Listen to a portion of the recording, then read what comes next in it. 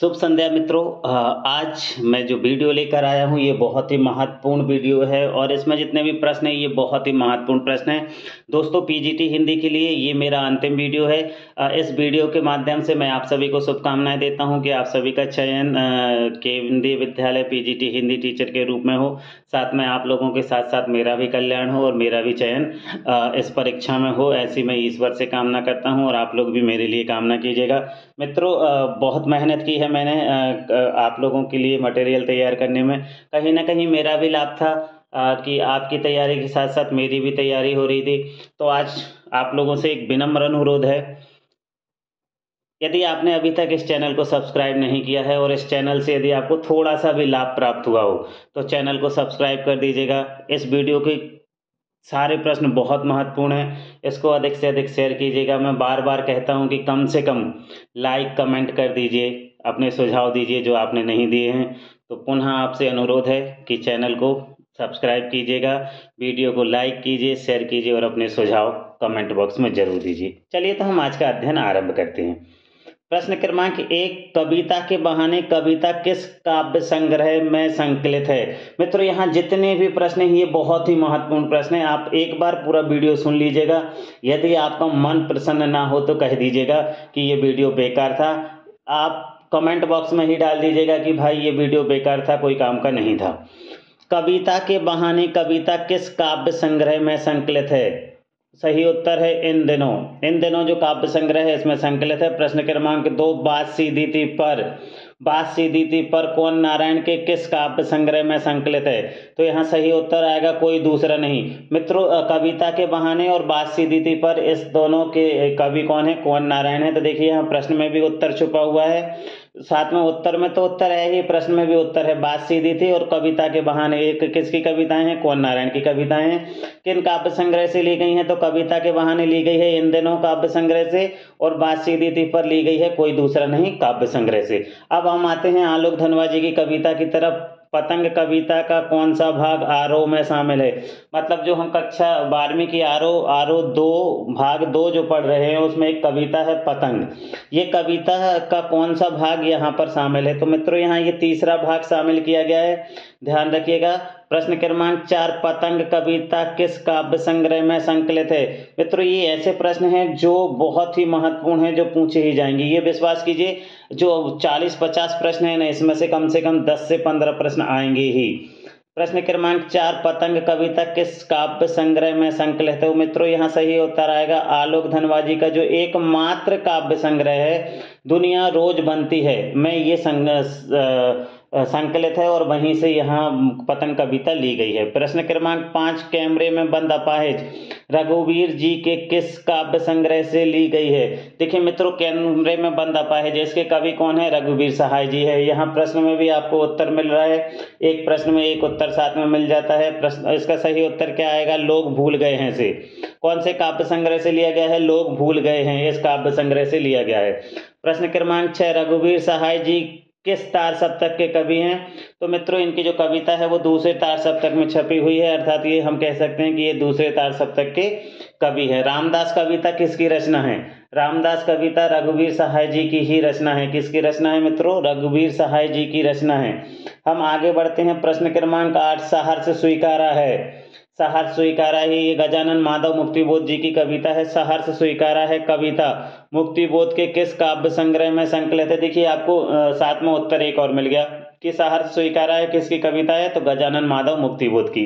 अब गजानन माधव मुक्तिबोध जो हैं इनके किस काव्य संग्रह में इसको उससे लिया गया है, तो भूरी भूरी खाक धूल में, क्या है, भूरी भूरी खाक धूल में इस काव्य संग्रह से लिया गया है। बादल राग कविता किस संग्रह से ली गई है। बादल राग कविता किस संग्रह से ली गई है। मित्रों एनसीईआरटी की जो पुस्तक है उसी को हमने अभी आधार माना है, उसी को सही माना है और उसी के अनुसार इसका सही उत्तर है अनामिका से। किससे लिया गया है, अनामिका से।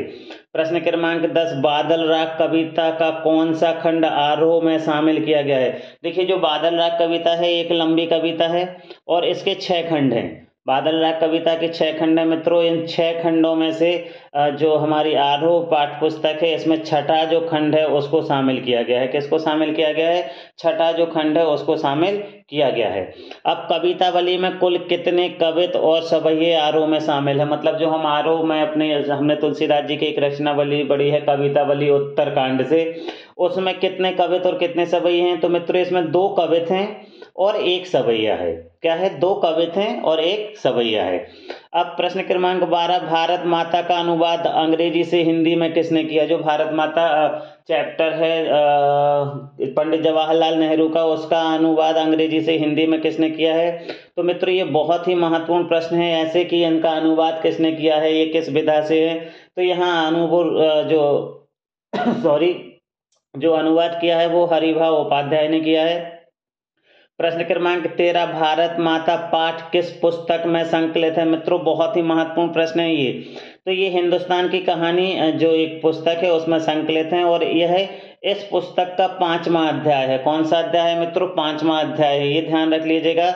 हिंदुस्तान की कहानी में यह पुस्तक का 5वां अध्याय है जो कि आरोह भाग 1 में लिया गया है। प्रश्न क्रमांक 13, रजनी पाठ की लेखिका कौन है? रजनी पाठ की लेखिका कौन है मित्रों? तो ये मन्नू भंडारी हैं और इनका मूल नाम है महेंद्र कुमारी। ऐसा भी आ सकता है कि मन्नू भंडारी का मूल नाम क्या है? तो मूल नाम है महेंद्र कुमारी। प्रश्न क्रमांक 15, रजनी पाठ के पात्र अमित के मैथ टीचर कौन थे? ये ध्यान दे दीजिएगा, ये पाठक जी इनके मैथ के टीचर थे। प्रश्न क्रमांक 16, अमित के गणित में कितने नंबर आए थे? जो अमित लड़का है जो मुख्य पात्र है उसके कितने नंबर आए थे? तो उसके 72 नंबर आए थे मित्रों गणित में, और बाकी सारे विषयों में उसके 80 और 80 से अधिक नंबर आए हुए थे। प्रश्न क्रमांक 17, रजनी धारावाहिक का निर्देशन किसने किया? बहुत ही महत्वपूर्ण प्रश्न है दोस्तों। रजनी धारावाहिक का निर्देशन किसने किया? बासु चटर्जी ने इसका निर्देशन किया और ये 90वें दशक का सबसे प्रसिद्ध धारावाहिक है। मतलब जो ये 90वां दशक चल रहा था उसका सबसे प्रसिद्ध धारावाहिक रजनी धारावाहिक था। प्रश्न क्रमांक 18, 11वीं क्लास का एक पाठ है जामुन का पेड़। ये गद्य की कौन सी विधा है? तो मैं मित्रों ये गद्य की व्यंग कथा है, मतलब व्यंग विधा है, और इसके रचनाकार कौन है? कृष्णचंद्र। कौन है? कृष्णचंद्र, ये इनके रचनाकार हैं। अब अमित की अपनी क्लास में कौन सी रैंक लगी थी मित्रों? अमित की इस बार अपने क्लास में कौन सी रैंक लगी थी? तो इसकी 6th रैंक लगी थी, ये ध्यान रखिएगा। रजनी पाठ किस समस्या पर आधारित पाठ है? रजनी पाठ है जो वो किस समस्या पर आधारित है? तो व्यवसाय बनती शिक्षा की समस्या पर। किस पर है मित्रों? व्यवसाय बनती शिक्षा की समस्या। जो शिक्षा है ना वो अब व्यवसाय बनती जा रही है, इस समस्या को उजागर किया गया है। अब आते हैं हम गलता लोहा पाठ की तरफ। धनराम के पिता का क्या नाम था? जो धनराम लोहार था उसके पिता का क्या नाम था? तो यहाँ सही उत्तर आएगा गंगाराम। क्या उत्तर था? गंगाराम। गलता लोहा के मुख्य पात्र मोहन का पूरा नाम क्या था मित्रों? ये बहुत अच्छे से देख लीजिएगा, ये प्रश्न आ सकता है। तो इनका पूरा नाम था मोहन तिवारी और इनके पिता का नाम था बंशीधर तिवारी। प्रश्न क्रमांक 23, स्पीति में बारिश गद्य की कौन सी विधा है? तो ये यात्रा वृत्तांत है मित्रों जिसको कृष्णनाथ द्वारा लिखा गया है। क्या है? ये एक यात्रा वृत्तांत है। स्पीति नदी किस नदी से मिलती है? तो ये अपने हिमालय से निकलने के बाद ये कहाँ जाके मिल जाती है? ये सतलुज में जाके मिल जाती है। किस नदी में जाके मिल जाती है? सतलुज नदी में जाके मिल जाती है। स्पीति की जो मुख्य फसल है वह कौन सी है? तो स्पीति में मुख्य रूप से जौ जो है उसको मुख्य फसल माना गया है। हालांकि यहाँ गेहूं, सरसों और आड़ू की खेती भी होती है, लेकिन मुख्य रूप से जौ को मुख्य फसल माना गया है। मन्नू जी और राजेंद्र यादव ने संयुक्त रूप से कौन सा उपन्यास लिखा? 1 इंच मुस्कान जो ये उपन्यास है ये इन दोनों का संयुक्त उपन्यास है, और आपका बंटी, महाभोज ये मन्नू भंडारी ने अकेले ही लिखे हैं। 2002 की जनगणना के अनुसार स्पीति की जनसंख्या कितनी है? 2002 के अनुसार स्पीति की जो जनसंख्या है वो कितनी है? तो मित्रों ये सही उत्तर आएगा 34,000। 2002 की जनगणना के अनुसार स्पीति का क्षेत्रफल कितना है? 12,210 वर्ग किलोमीटर। कितना है? 12,210 वर्ग किलोमीटर। प्रश्न क्रमांक 29, कृष्णनाथ द्वारा किस पत्रिका का संपादन किया गया? कृष्णनाथ द्वारा किस पत्रिका का संपादन किया गया मित्रों? तो हिंदी में कल्पना और अंग्रेजी में मैनकाइंड जो पत्रिका है इसका संपादन किया। मित्रों देखिए कभी कभी टाइपिंग के कारण मिस्टेक हो जाती है, और यदि कोई उत्तर जल्दबाजी में मेरे द्वारा टाइपिंग में गलत हो गया है और वो ही उत्तर वहाँ वीडियो में पहुँच गया है, तो उसके लिए मैं क्षमा चाहता हूँ। आप लोग थोड़ा सा ध्यान दे लिया कीजिए। ये मानव स्वभाव है, उसमें त्रुटियां हो ही जाती हैं। प्रश्न क्रमांक 30, स्पीति रेगुलेशन एक्ट कब पास हुआ? स्पीति रेगुलेशन एक्ट कब पास हुआ? 1873 में मित्रों। कब पास हुआ? 1873 में। प्रश्न क्रमांक 31, मास्टर त्रिलोक सिंह ने धनराम को कितने का पहाड़ा याद करने को दिया? कितने का पहाड़ा याद करने को दिया था मित्रों? 13 का पहाड़ा याद करने को दिया था। पहली बार में भाई 13 के दूसरे ही पायदान पर अटक गया था, और दिन भर याद करने के बाद वो अंत में केवल 3 ही पायदान याद कर पाया था, और उसके बाद वह अटक गया था। प्रश्न क्रमांक 32, मोहन ने किस कक्षा तक पढ़ाई की थी? मित्रों मोहन जो कि बहुत ही कुशाग्र बुद्धिमान लड़का था, उसने केवल 8वीं तक ही पढ़ाई की, और धनराम ने केवल 3री कक्षा तक की पढ़ाई की थी, ये भी ध्यान रखिएगा। गलता लोहा कहानी में विद्यालय में कौन सी प्रार्थना होती थी? जो कहानी है इसमें विद्यालय में कौन सी प्रार्थना होती थी? तो ये हे प्रभु आनंद दाता, ये प्रार्थना होती थी, जिसकी शुरुआत कौन कराता था? मोहन ही कराता था।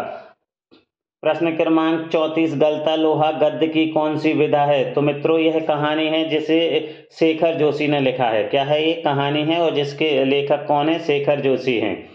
चलिए हम आगे बढ़ते हैं। आत्मा का ताप गद्य की कौन सी विधा है? मित्रों ये देख लीजिएगा, आत्मा का ताप गद्य की कौन सी विधा है? तो ये आत्मकथात्मक लेख है मित्रों, जिसके लेखक सैयद हैदर रजा हैं, और इसका उर्दू से अनुवाद मधु बी जोशी ने किया है। इसका अनुवाद किसने किया है? मधु बी जोशी ने किया है। देखिए एक प्रश्न में आपको 3 उत्तर मिल गए। एक आत्मकथात्मक विधा है, दूसरा सैयद हैदर रजा इसके लेखक हैं, और इसका अनुवाद किसने किया है? मधु बी जोशी ने किया है। एक प्रश्न के साथ आपके 3 प्रश्न बन गए। प्रश्न क्रमांक 36, मियां नसरुद्दीन गद्य की कौन सी विधा है? मियां नसरुद्दीन गद्य की कौन सी विधा है? तो मित्रों यह शब्द चित्र है, और इसकी लेखिका कृष्णा सोबती हैं। तो देखिए एक प्रश्न में मैंने 2 उत्तर दे दिए, एक तो ये शब्द चित्र है, और इसकी लेखिका कौन है? कृष्णा सोबती हैं। प्रश्न क्रमांक 37, मियां नसरुद्दीन किस संग्रह में संकलित है? मियां नसरुद्दीन किस संग्रह में संकलित है? तो ये हम हसमत में। किस उसमें संग्रह में संकलित है मित्रों? हम हसमत में ये संकलित है। जिंदगी नामा जो ये कृष्णा सोबती जी की रचना है, जिंदगी नामा, इसके ऊपर एक फिल्म बनी है। ये कौन सी फिल्म बनी है? Train to Pakistan. ये भारत पाकिस्तान बंटवारे के बाद लिखा गया इनकी सबसे प्रसिद्ध एक रचना है, जिसको के ऊपर एक फिल्म बनी है, ट्रेन टू पाकिस्तान। चलिए हम आगे बढ़ते हैं। हम नमक का जो दरोगा है उसकी तरफ आते हैं। पंडित आलोपी दीन ने अंतिम बार कितने रुपए रिश्वत की पेशकश की? देखिए वो जो रिश्वत का क्रम शुरू हुआ था वो 1000 से शुरू हुआ। 1000 से बढ़ते बढ़ते बढ़ते बढ़ते ये कहाँ तक पहुंचा मित्रों? ये 40,000 तक पहुंच गया। कहाँ तक पहुंच गया? ये 40,000 तक पहुंच गया। प्रश्न क्रमांक 40, नमक कहानी में जमादार का क्या नाम था? जो मुंशी बंशीधर थे, दरोगा बंशीधर थे, उनके साथ जो एक सिपाही था उसका क्या नाम था? तो उस जमादार का नाम था बदलू सिंह। क्या नाम था मित्रों? बदलू सिंह। पंडित आलोपी दीन ने बंशीधर को मैनेजर के पद के लिए कितना, सॉरी ये हम क्षमा चाहते हैं, कर्नल टाइप हो गया है। पंडित आलोपी दीन ने बंशीधर को मैनेजर पद के लिए कितना वेतन निश्चित किया? तो मित्रों यहाँ था 6,000 रुपये वार्षिक के साथ साथ अन्य बहुत सारे जो भत्ते थे, मकान था, नौकर चाकर थे, ये सारी सुविधाएं उनको दी गई थी। तो यहाँ कितना वेतन निश्चित हुआ था? 6,000 रुपये वार्षिक। चलिए हम आगे बढ़ते हैं प्रश्न क्रमांक 42 की तरफ। नसरुद्दीन के पिता और दादा का क्या नाम था? जो मियां नसरुद्दीन हैं, जो 56 प्रकार की रोटियां बनाने में सक्षम हैं, उनके जो दादा हैं और उनके जो पिता हैं उनका क्या नाम है? तो मित्रों इनके पिता बरकत और दादा मियां कल्लन थे। पिता कौन थे? बरकत। और दादा कौन थे? मियाँ कल्लन। प्रश्न क्रमांक 43, तुन की रोटी की क्या विशेषता है? जो तुन की रोटी है इसकी क्या विशेषता है? तो इसकी यह विशेषता है कि पापड़ से भी ज़्यादा महीन मतलब पतली होती है मित्रों, यह इसकी विशेषता है। अप्पू के 2.5 साल गद्य की कौन सी विधा है? तो यह संस्मरण है दोस्तों। क्या है? यह संस्मरण है। और इसका अनुवाद बांग्ला से हिंदी में किसने किया? विलास गेते ने किया। किसने किया था? विलास गेते ने किया था। अब आते हैं हम विधायी संभाषण की तरफ। विधायी संभाषण ये गद्य की कौन सी विधा है? तो ये व्यंग्यात्मक निबंध है मित्रों। क्या है? व्यंग्यात्मक निबंध। फिर पाथे पांचाली में जो अप्पू की भूमिका निभाई है वह किसने निभाई है? ये सत्यजीत राय की रचना है पाथे पांचाली। इसमें अप्पू जो है उसकी भूमिका किसने निभाई है? तो सुबीर बनर्जी ने। अप्पू और दुर्गा के कुत्ते का क्या नाम था? तो यहाँ सही उत्तर आएगा मित्रों भूलो। और स्पीति में की जो सबसे ऊंची चोटी है वह कौन सी है? तो यहाँ सबसे ऊंची जो चोटी है मित्रों वह कौन सी है? वह माने चोटी है। उम्मीद कर सकता हूँ कि ये सारे के सारे प्रश्न आप लोगों के लिए मददगार साबित होंगे, आप लोगों की तैयारी बहुत अच्छे से हो पाएगी। अंत में आप सभी को बेहतर परीक्षा परिणाम, बेहतर परीक्षा के लिए मेरी तरफ से बहुत बहुत शुभकामनाएं।